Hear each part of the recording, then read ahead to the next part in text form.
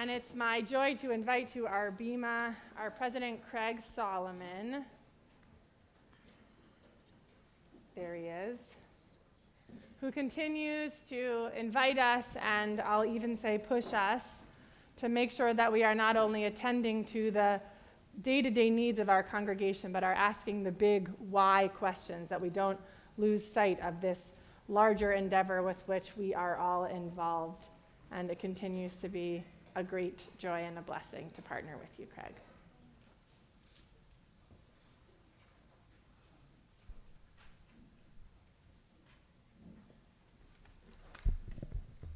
Thank you, Rabbi Steiner. So, Stacy read my speech last night, and she said, it's a good speech, it's a little dry. Can you maybe throw in some anecdotes from your childhood like you did last year and just warm people up a little bit? And I thought, well, actually, the fun, charming anecdotes I told last year were really the only ones I could say in synagogue on Yom Kippur. However, today, September 25th, would have been my mother's 92nd birthday. Lost her many years ago. And yesterday, September 24th, is I met my wife 25 years ago yesterday. Hey. So I fell in love the second I saw her. Stacy took a little while to come around. But when I called my mother on her birthday, I think I gave her the best gift I could possibly give her. I said the three words that any Jewish mother of a certain age with a single child at a certain age like to hear. I met someone. So with that, I will let you know that I broke out my bar mitzvah tallis. It's shiny, as my dear friend Barton pointed out earlier, and what can I say? It was the 70s, man. And I was 12 years old when I picked it out. So. And now for my dry speech. So last year on Yom Kippur, I said that I could make an argument, and I'm quoting myself, which is kind of strange, but here I go. We are on the cusp of a renaissance here at Barnert. And a year later, we're now a community of 515 families. That's up from 489 at this time last year. And just to dig a little deeper, our membership growth has been led by a continuing surge in JJP and preschool families. This, in my view, is a testament to Nan Sumner and Jennifer Katz-Goldstein, our teachers, and Barnert's long-standing commitment to giving our kids programs that are infused with love and creativity. So bravo, Nan and Jen, and welcome to new families if this is your first Yom Kippur with us. So between those two programs, JJP and the preschool, there are approximately 350 young learners coming to Barnert with kids and families building connections to a thriving, accessible, and vibrant Jewish community. I think that's really cool. But our growth is more than just numbers. It happens on many fronts as we allow ourselves to deepen relationships with family, with friends, and community, and committing ourselves to something greater than ourselves. And we see this every day at Barnert. Young and newer congregants are stepping up, holding leadership positions, serving on the Board of Trustees, as key members of committees and initiatives, and this would include the Finance Committee, the Governance Committee, and the Building Together campaign. Our members are taking on what we've come to call the small ask, lending their time and talent to important efforts, but in ways that are manageable in the context of busy, complicated lives. This success depends on longtime Barnert leaders making room for this next generation. And when I came in, I bumped into Marty Crone, and he asked me who a person was who was clearly new to the congregation. And he said, there are more and more new faces here. I feel like, I know fewer and fewer people. And that's a good thing. That was from Marty. And I agree. There really is a kind of generational shift in our congregation right now. And that's as it should be. So with all of this in motion, I'm confident in saying that Barnert's Renaissance is here, now. You take a moment, you look around, the people who are making this happen are in this room. And I'm grateful and proud to be working in partnership with all of them. And speaking of partners, none of what I've just described would be possible without Rabbi Steiner. There she is. Rabbi Steiner continues to lead with humanity and humility, warmth and wisdom, and with a profound love for this community and for the Jewish people.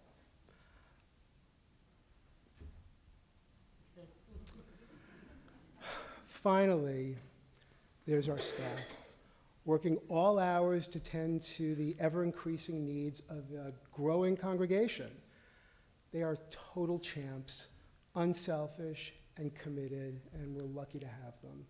And they also keep the wheels on and keep me getting to places on time, more or less. So by and large, these are good days at Barnert.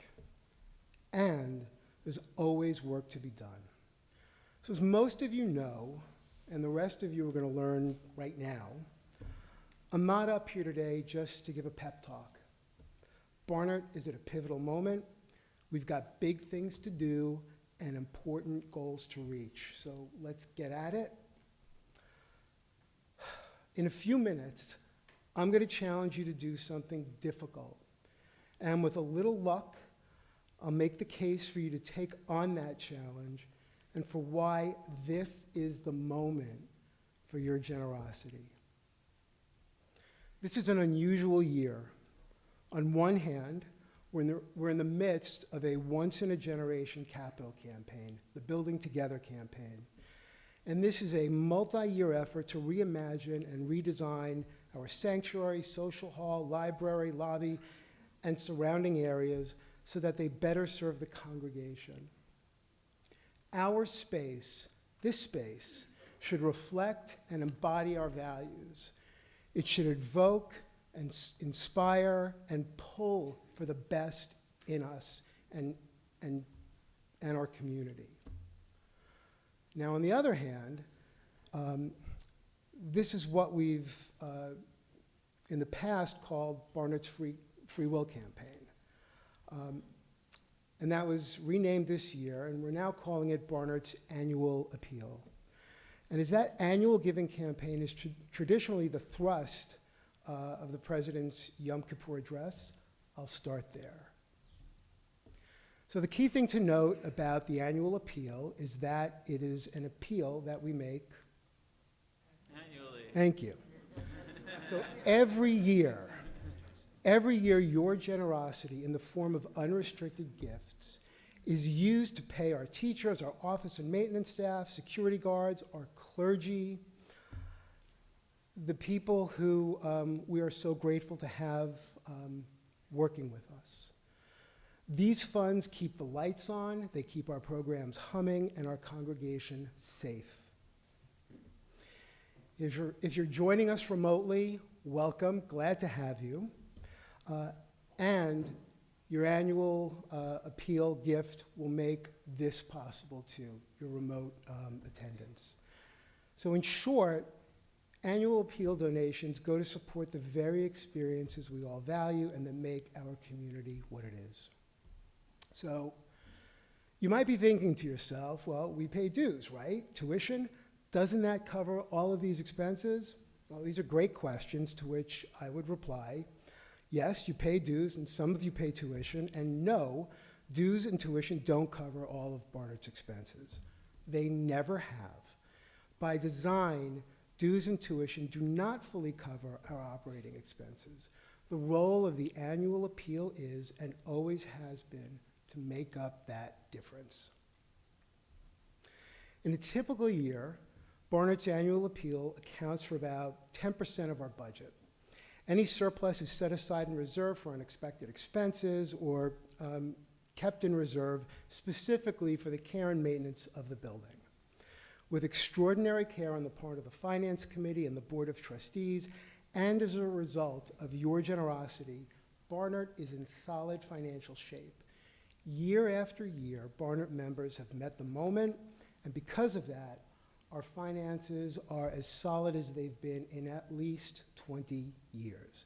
It's your generosity that got us here, and it's your generosity that will keep us here. You can make a donation to the annual appeal on Barnert's website. Click the donate button, and annual appeal, formerly free will, is the first item in the pull-down menu. Your annual appeal giving sustains our operations and allows us to focus on doing some big things, some things that are transformational. And so let's talk about the transformational, the Building Together campaign. Beyond all expectations, to date, Barnert has raised $4.6 million in pledges. 5 or 6 years ago, I could probably count on one hand the number of people in this congregation who thought that this was possible. And to be perfectly candid, I was not one of them.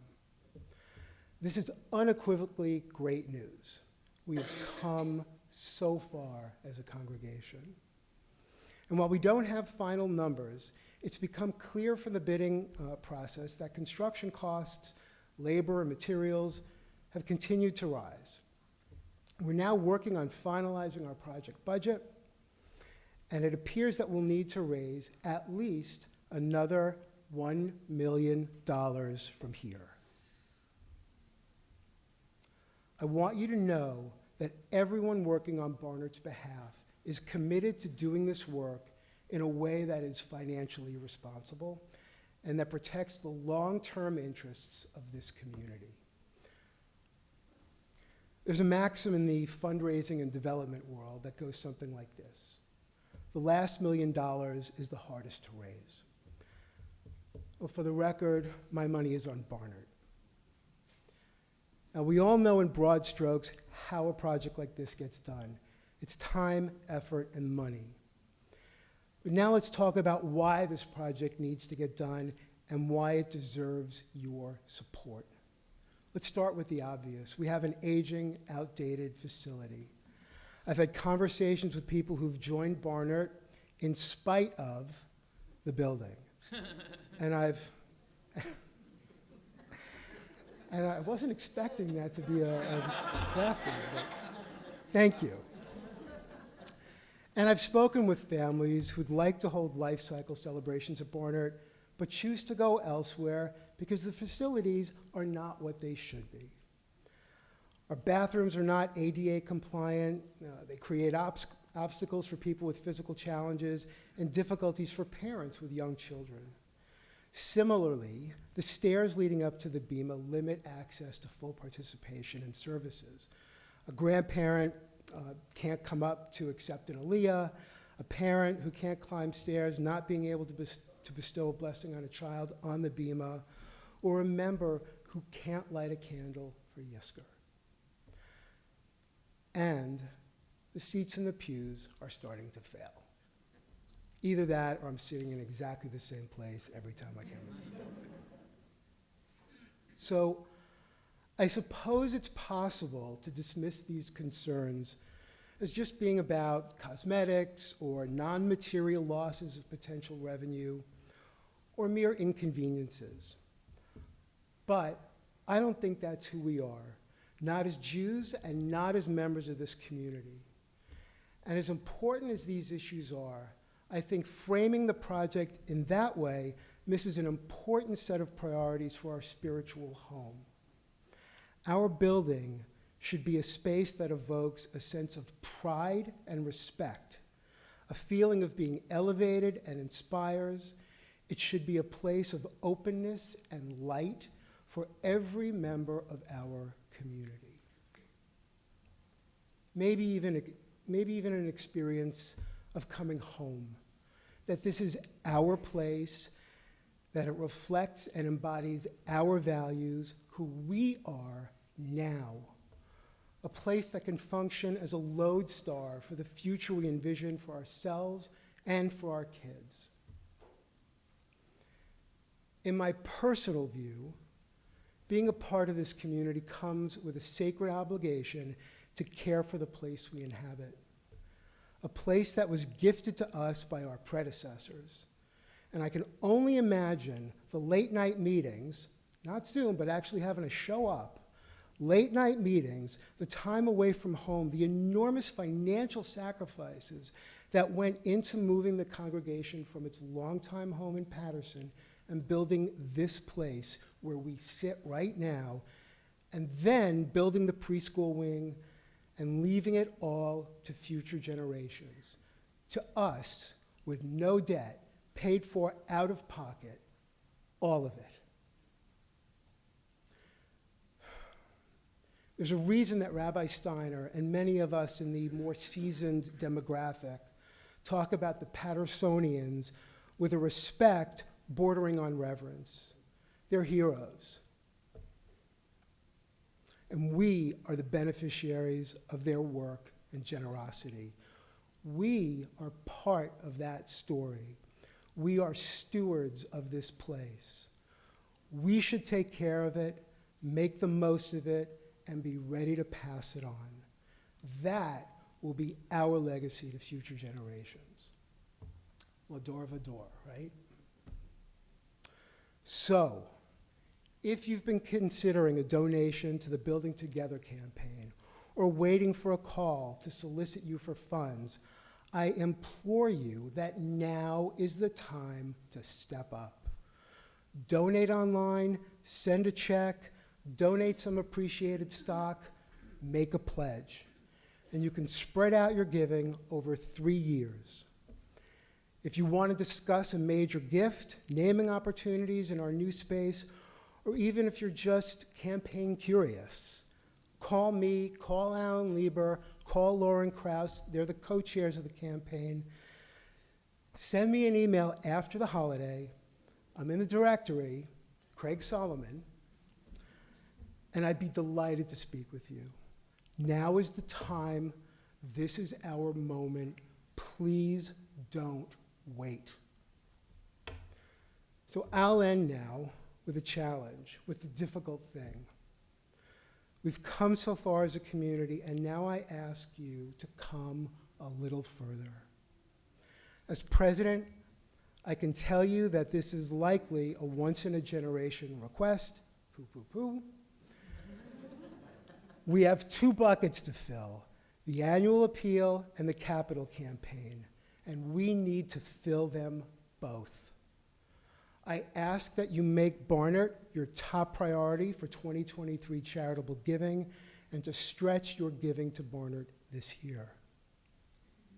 Now, as we reflect on the past year and look forward to the new one, maybe this is an opportunity to think about what's important to you about your relationship with Barnert as a Jewish institution and as a Jewish community. What's important or meaningful to you and your family? I urge you to answer this call for funds this year by giving to the annual appeal and the building campaign in a way that is meaningful to you. It's 1 year, 2 buckets. Now is the time, and this is our moment. If you're waiting to be asked, you've been asked. Call me. Our success matters. The Jewish population in this corner of New Jersey needs Barnert Temple. Beyond that, We as a people, as Jews and Americans, we flourish when our institutions are strong. This is all in our hands right now. For the new year, I wish each of you the opportunity to flourish, to make the most of your life,